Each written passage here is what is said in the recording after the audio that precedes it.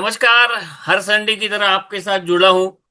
हमने आपसे बताया था कि हर संडे हम बैंकिंग के जो जितने भी सब्जेक्ट है उस सब्जेक्ट में जो भी एक्सपर्ट लोग हैं उनको बुलाएंगे, उनसे बातें करेंगे। पर्पस यही होगा कि हम लोग जो बैंक चलाने में जो सिस्टम्स का, जो रूल्स का, रेगुलेशन का इस्तेमाल करते हैं, उसका अर्थ क्या है, उसका मीनिंग क्या है।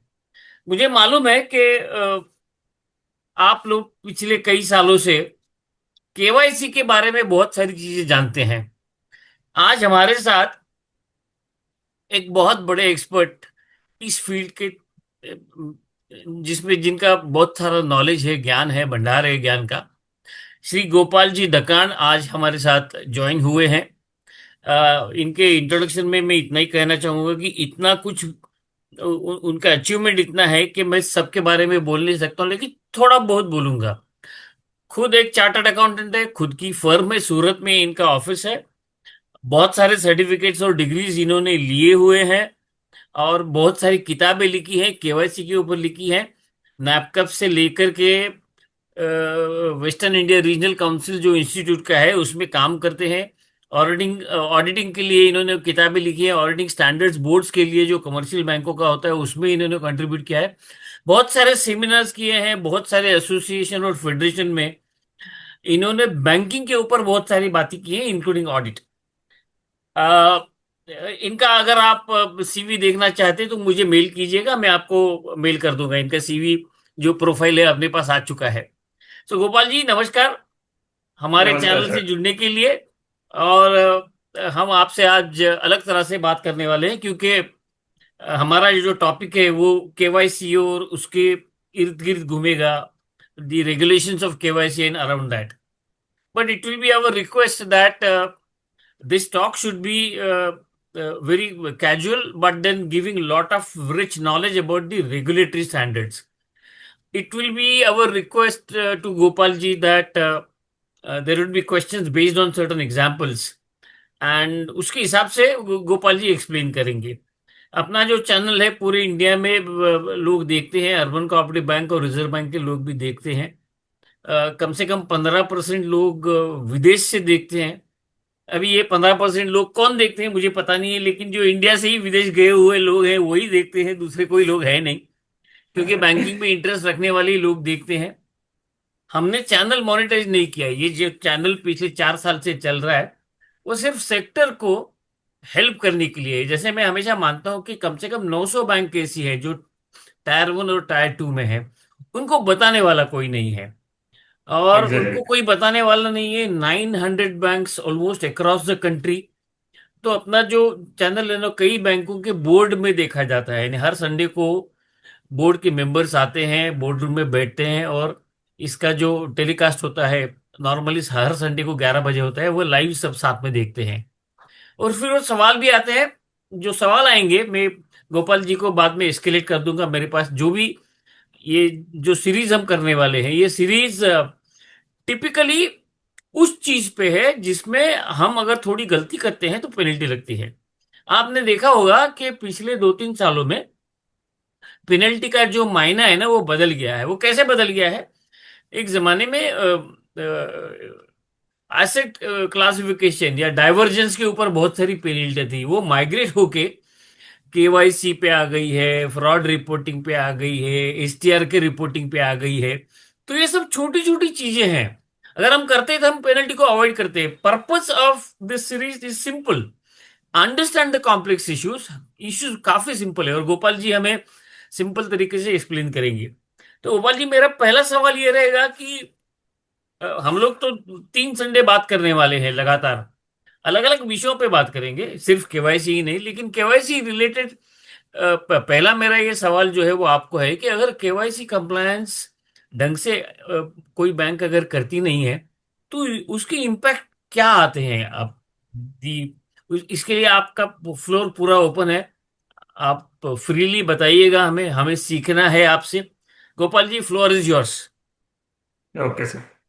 सबसे पहले तो thank you very much sir कि आपने मुझे ये अपॉर्चुनिटी दी कि आपके साथ थोड़ा ये लाइव डिस्कशन कर सकूं।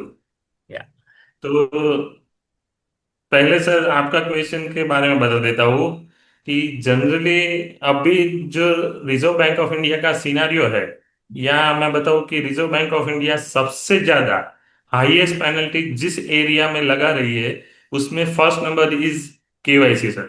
जी जी। और जनरली मैं बताऊं कि ऐसा नहीं है कि हम एज अ बैंकर किसी भी अकाउंट विदाउट केवाईसी हम ओपन कर रहे हैं, ऐसा बिल्कुल नहीं है। लेकिन मैं बताऊं ना सर, अभी रिजर्व बैंक ऐसा सोच रही है, या ऐसा उसका उसका एक्सपेक्टेशन ऐसा है कि केवाईसी में जनरली हम एज अ बैंकर ऐसा सोचते हैं कि 3 डॉक्यूमेंट लेने थे, हमने 5 ले लिए तो हमारा केवाईसी हो गए। जनरली हम एज अ बैंकर ऐसा सोचते हैं, लेकिन एज अ रेगुलेटर अब ऐसा बिल्कुल नहीं है। उन्होंने सर ऐसा वो सोच रहे हैं कि हमने जो एज पर गाइडलाइन जो रिक्वायर्ड डॉक्यूमेंट है ना, वो आपको लेने हैं सर। जनरली बैंक क्या करती है कि 5 डॉक्यूमेंट, उसको केवाईसी में 3 लेने थे, 5 ले लिए, लेकिन उस 5 में जो रिक्वायर्ड 3 थे ना वो नहीं है, उसमें रिक्वायर्ड 2 ही आए हैं। ओके। तो उस वजह से बैंकों को जनरली दिक्कत आती है, और वहां पे पेनल्टी और ये सब इश्यू होते हैं सर। हम्म। तो सबसे बड़ी दिक्कत यहाँ पे आती है सर। सर आपने और एक चीज कही है कि ये जो सेक्टर में अभी नई डेवलपमेंट्स हो रही हैं, इसके बारे में आप कुछ बताएंगे? केवाईसी पे ओके। तो हम लोग बातें करने ही वाले, लेकिन जो नई डेवलपमेंट एग्जैक्ट हो रही है उसके बारे में आपका क्या विचार है? सर, मैं बताऊं ना कि अभी जो पूरा में ड्रास्टिकली चेंज जो आया है ना इन बैंकिंग सेक्टर, पूरा ड्रास्टिकली, तो it is due to fintech technology. और इतना ड्रास्टिकली चेंज आया है, और मैं बताऊं ना, आप यूसीबी सेक्टर को उस चेंजेस को एडॉप्ट करना ही पड़ेगा। और हम्म। उसके regarding reserve bank of India ने काफी सारे रिलैक्सेशन अभी दे दिए हैं, इंक्लूडिंग यूसीबी, ओके। जिसमें मैं 2-3 एग्जांपल आपको देता हूँ सर। तो ओके। उसमें सबसे पहला है कंसेप्ट फॉर नियो बैंकिंग। हाँ। नियो बैंकिंग क्या होता है? जनरली बैंक का रोल क्या रहता है? बैंक क्या करती है, एक पर्सन से डिपॉजिट कलेक्ट करेगी और हम्म। दूसरे पर्सन को वो लैंडिंग करेगी, एज ए ट्रस्टी रोल रहता है हम्म। जनरली। तो अभी ड्यू टू टेक्नोलॉजी, अगर मुझे डिपॉजिट भी ऑनलाइन मिल जाएगी और लैंडिंग भी अब मैं ऑनलाइन करूंगा, तो बैंक की फिजिकल रिक्वायरमेंट नहीं रहेगी। हम्म। तो it is call for neo banking. और ओके। अभी तक मैं बताऊं ना, नियो बैंकिंग के लिए रिजर्व बैंक ऑफ इंडिया ने किसी भी बैंक को लाइसेंसिंग नहीं दी है। अभी क्या हो रहा है, नियो बैंकिंग के लिए उसको जो फिजिकल बैंक है उसके साथ किसी के साथ टाई अप करना पड़ता है, फिर वो नियो बैंकिंग की सारी फैसिलिटी दे करेक्ट सकता है। Correct correct correct correct. लेकिन मैं बताऊं ना sir, out of India foreign में भी काफी सारे बैंकों को नियो बैंकिंग के लिए लाइसेंसिंग दे दी है। और यूसीबी सेक्टर में जनरली प्रिजम्पशन क्या रहता है सर, कि हमारी नंबर ऑफ ब्रांचेस बढ़ेगी तो हमारा एक्सपांशन होगा, ग्रोथ होगी, ऐसा हमारा correct presumption. Correct correct correct. लेकिन अब ऐसा नहीं है। सर ये केवाईसी के लिए पेनल्टी होती है तो क्या उसका हाँ। इम्पैक्ट बैंकों पे आता है? I mean how banks get virtually defeated on this? I mean what is your view on that? KYC के लिए पेनल्टी आ गया, क्या परिणाम होगा हाँ। बैंकों के ऊपर, बैंक के ऊपर? Right right right sir. अब मैं बताऊं ना, जनरली मैं बताऊं ना कि बैंकों के लिए पेनल्टी की अमाउंट अब मायने नहीं रखती है। मतलब पेनल्टी अमाउंट, सपोज मैं किसी भी बैंक एक्स बैंक को 2 लाख रुपीज की पेनल्टी अगर हुई है, तो 2 लाख रुपया जनरली बैंक के लिए, अगर मैं बताऊं कि मेरा 1,000 करोड़ का बिजनेस है, तो उसमें 2 lakh penalty is not material amount है। लेकिन उसका जो इनडायरेक्ट इम्पैक्ट आ रहा है, इनडायरेक्ट इम्पैक्ट, जिसमें मैं बताऊंगा सर, रिजर्व बैंक की एक गाइडलाइन है 1 दिसंबर 2022 की, regarding FSWM, financial sound and well management में। Correct.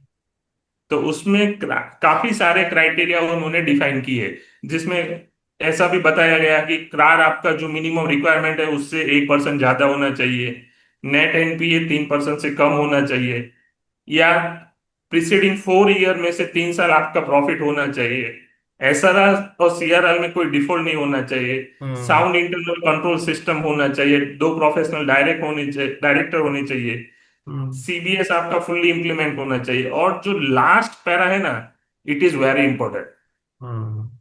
It is for no penalty during the last 2 financial year.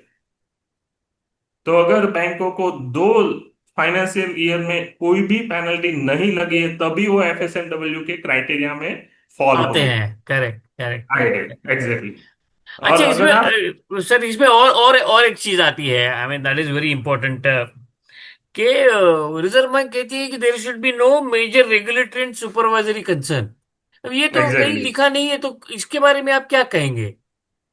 Sir, उसमें मैं बताऊं जो आप बोले ना, नो मेजर सुपरवाइजरी कंसर्न वाला जो कंडीशन है, वो है शेड्यूल बैंक के स्टेटस के एप्लीकेशन के लिए। ओके। और उसमें कोई क्राइटेरिया डिफाइन नहीं है कि कौन से पैराग्राफ को हम ये सुपरवाइजरी कॉन्सर्न नहीं हुआ, मेजर सुपरवाइजरी कॉन्सर्न नहीं हुआ है, उसमें कौन कौन से क्राइटेरिया या कौन कौन से वो आएंगे, तो वो कहीं पे भी डिफाइन नहीं है सर।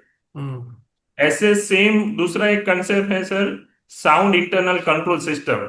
या। लेकिन किसको हम साउंड इंटरनल कंट्रोल सिस्टम बताएंगे, वो भी अभी कहीं पर डिफाइन नहीं है in okay circular proper. Okay. तो ये लेकिन व्यू तो नॉर्मली जो इंस्पेक्टर आएगा वही लेगा कि इनका इंटरनल कंट्रोल साउंड है या नहीं है। उसको एग्जैक्टली अगर सर। जम गया तो साउंड है, नहीं तो साला प्रॉब्लमेटिक है। एनीवे, लेकिन मैं आप आपने काफी अच्छे से एक्सप्लेन किया। एक चीज सर इसमें ऐसी आती है कि मैं ना केवाईसी रेगुलेशन के बारे में आपसे ज्यादा बात नहीं करना चाहूंगा। I would pick up some examples and ask you क्या करना चाहिए, क्योंकि एग्जैक्टली ये एग्जांपल हर एक बैंक में आते हैं। सारे बैंक। केवाईसी रेगुलेशन सबको मालूम है, सीओडी सबको मालूम है। जो मालूम है ना, उसके बारे में ज्यादा बात करने में मतलब नहीं है हमें। What exactly. View questions I would like to ask you will help the bank. जैसे कि मेरे दिमाग में एक जो सवाल चल रहा है कि एक बंदा बैंक में आया, उसके पास पैन कार्ड है और उसके पास कोई यूटिलिटी बिल है। आप क्या उसका अकाउंट ओपन करोगे? ओके।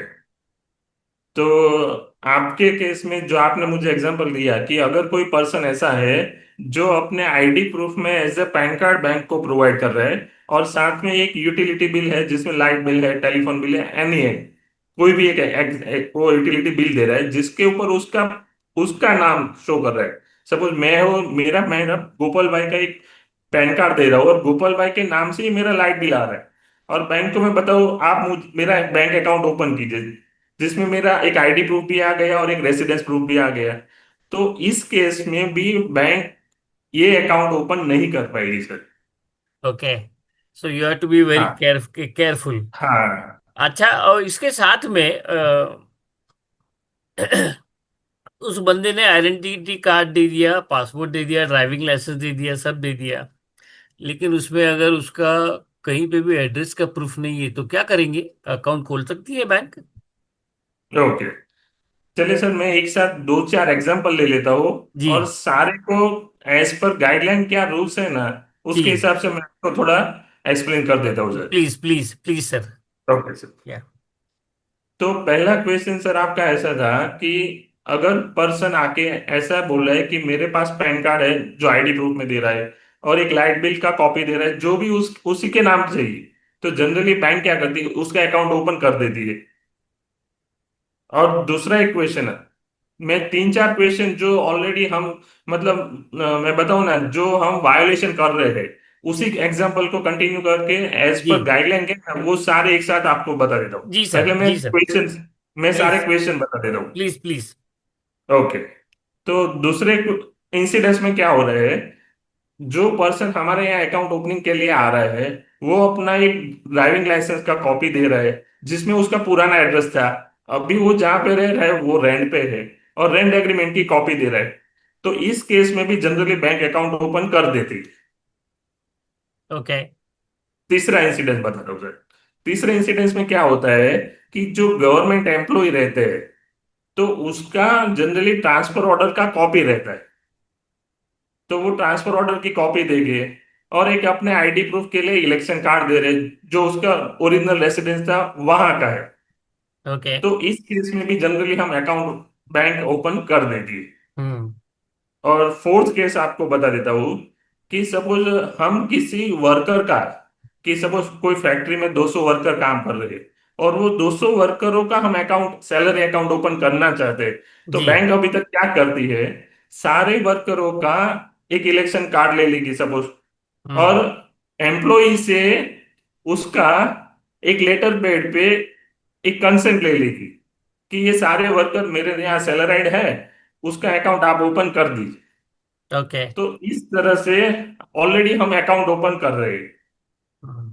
और लास्ट एक केस आपको बता देता हूँ हम्म। कि जिसमें सपोज जो पर्सन हमारे यहाँ अकाउंट ओपनिंग के लिए आ रही है वो लेडी है सपोज, हाँ।